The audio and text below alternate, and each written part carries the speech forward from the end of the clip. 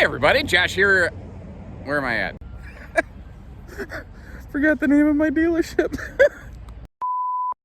Hey everybody, Josh here at Haylett RV of Coldwater, Michigan today with a very rare find. This is a big old Residentice. It's called a 401 Den or something like that is the model number. But a destination trailer, which is the technical term for what is often referred to as a park model. The real difference here being that this is fully self-contained and has its old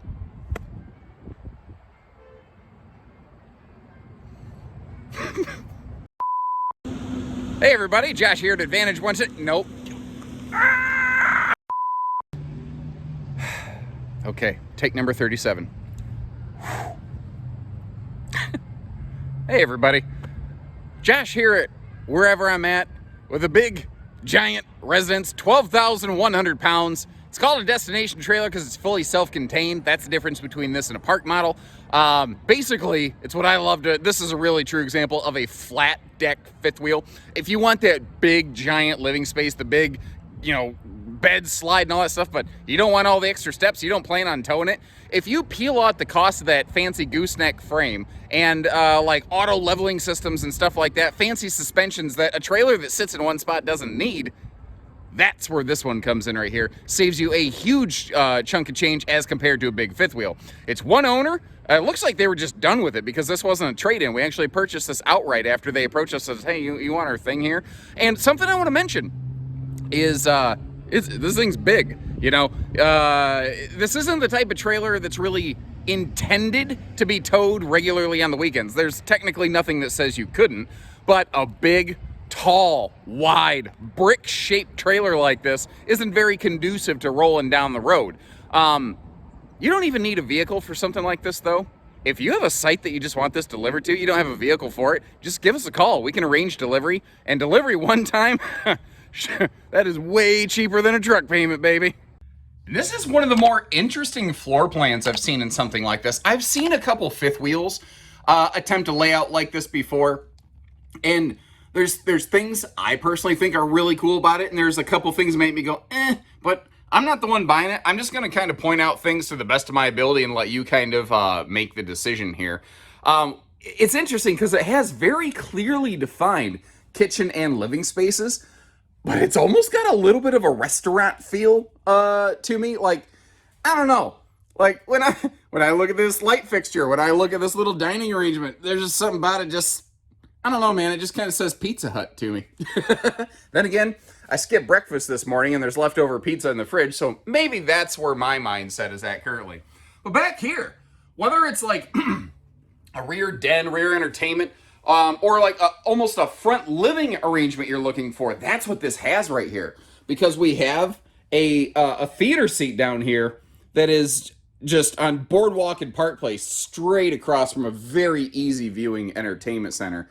And one of the other things I really like about this, it may depend a little bit on the orientation of your site, but holy crap, Batman. The window coverage on this thing, just all the way around the rear area here, not to mention over the Pizza Hut dining, you've got this gigantic, viewing and breeze window, plus, of course, the sliding entry door over here with those cool vertical blinds. I am a sucker for Venetian blinds. I have always liked those things.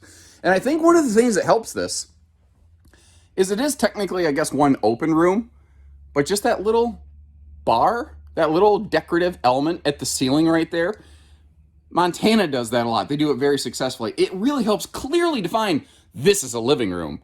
That was the kitchen. You know what I mean? We've got the dual hide-a-beds here, and because this thing has it's wide body and it has 8-foot ceilings, like a standard travel trailer has 6.5-foot ceilings. This is 1.5 feet taller than the average camper right here, which means that those slides are at least 6.5 feet tall. Again, like a fifth wheel, because that's really kind of the benefit of what we're getting here is that concept of a flat deck fifth wheel. It's an amazing couples rig, but this floor plan feels like entertainment heaven right here. If there's just one or two of you, it has like a big wide open house feel, but with all of the seating and the way everything's kind of broken up and the fact that you can be in the kitchen while still absolutely enjoying the entertainment center, it is a very unique experience here. And it just feels like if it's like game day, party time, watching the Super Bowl, friends are over, we got the chips and everything out. Like, look at the total counter space in this thing. It is pretty wild when it comes to that kind of thing right there. Now, the kitchen in this is wacky, but I don't know that I dislike it. It's just so different that it takes me a moment to absorb it. And looking our way around here, you see that there's actually a lot of storage, and it's pretty darn easy to access. That is a residential refrigerator, by the way. This being the type of RV that's really designed to be just plugged into and left plugged into a site all the time. That's really kind of how this one is intended to function. But then we get back over here, and you see this sometimes in a couple of these destination trailers. The Keystone Sprinter fifth wheels will sometimes pull this little stunt off that I think is very cool. At least it's very different. You've got the triple elevated, like high top kind of bar stools right here. And as I wrap around all of this solid surface countertop, you see it's kind of a dinette. It's kind of a booth. It's kind of a table and chairs. It's kind of anything you want it to be. And under this bench right here, it's actually just storage. And one of the things I sort of wish they would have done is maybe given me the option for an outside camp kitchen over here. But I'm going to talk about this when we go outside. If you built a deck onto this thing, that camp kitchen would be at like ankle height. So I'm not sure in a destination trailer that's the right way to go. But if this was like a normal travel trailer fifth wheel, I certainly would be doing something like that. Now, flipping around the other direction here, I do really appreciate all the windows, though, because this is an interesting little passageway right here. You kind of snake and do a dog leg left and right through the camper. And thankfully, everything's big enough and wide enough, since this was not made to be small. The windows and the door and everything really help open everything up in here. And what do you do when the bedroom door won't stay open for you because the RV's not level right now? You just use the sink cover to lean against it. There's a little word from the nerd right there. People wonder, how do you do it, Josh? Well, it's not magic. I just, lean things against things. Now, this RV, it's 50 amp. It does have dual air conditioners. The main AC, I guess you would call it, is actually standard on these. And it's, ducted through the entire RV. The second air that we're looking at here in the bedroom, that is actually optional. And it is basically a direct dump air. It only drops the airflow right here into the bedroom directly. And Lord Almighty, your chiropractor would definitely approve of this mattress, because it would drum up a lot of business for them. Just quickly sitting on it here, just to get you these camera angles. Oh my gosh. This is the true definition of the backbreaker wafer of death mattress that I talk about all the time. Yeah. Listen, I don't even have something churched up and salesy to say. That's a king mattress right there. That thing is terrible. Now, I always like to take a second to close up slides, and normally I show you the RV in what I call road mode. But this type of trailer I don't think is really intended to be yanked down the road quite a bit. So I think what we're going to do is we're going to kind of call this like storage accessibility mode, or like seasonal storage access, whatever the point. I'm going to close the slides. I don't even know why I feel like I have to give it a name. But while we're waiting for the slides to close, this is actually an all hydraulic slide system. It all just operates on one button, which on a fifth wheel can be a little bit annoying, because sometimes at a travel stop you want to open one slide and not the other. On a trailer like this, though, I think most of the time you pretty much just either want it open or closed.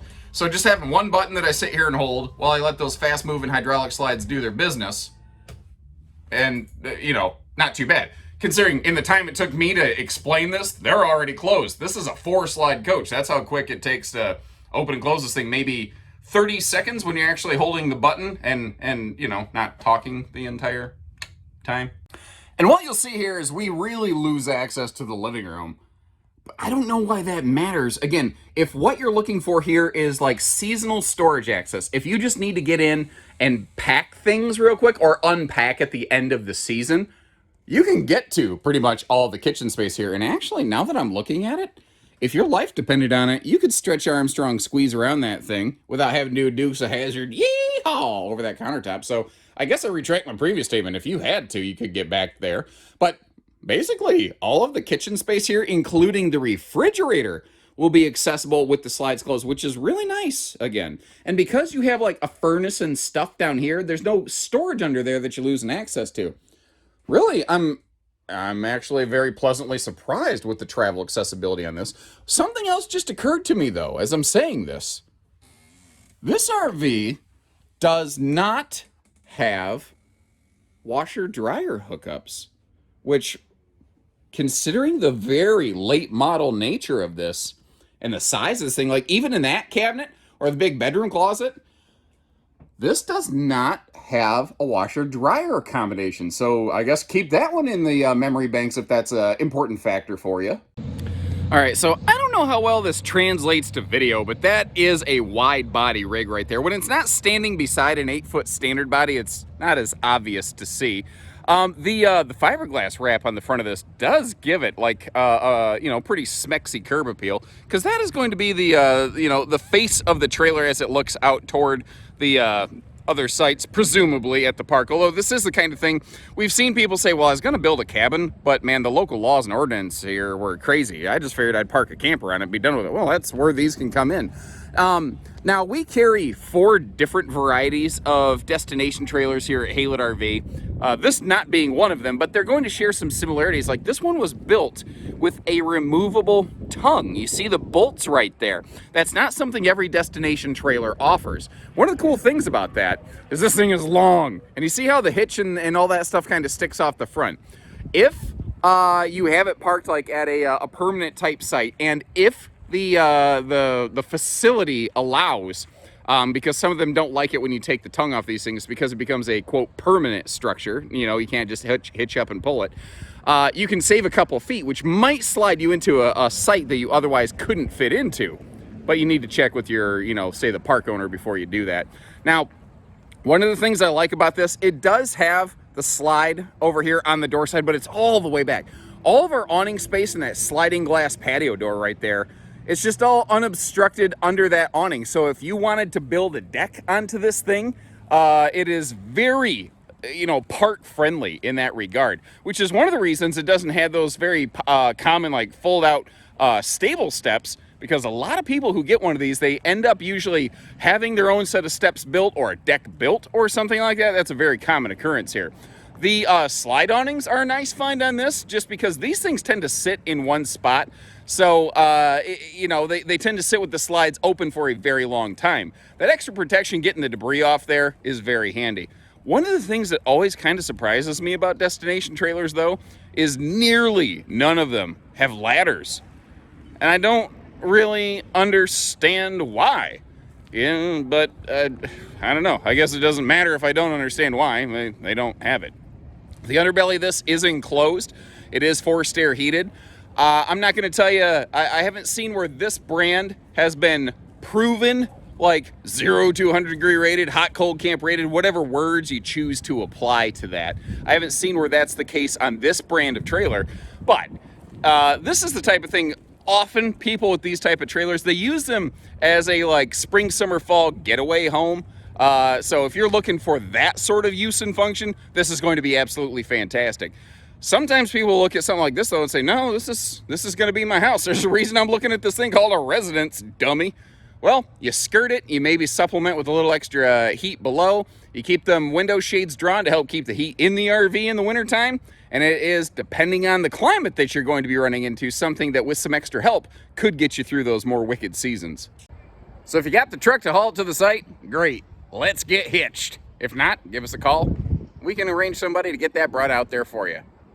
And either way, thanks for tuning in today. Appreciate it. We're family owned and operated. We don't do hidden dealer fees. And hitting that like button doesn't cost you nothing, but it does help us. So take care, stay safe, have fun, and happy Haylett camping, everyone.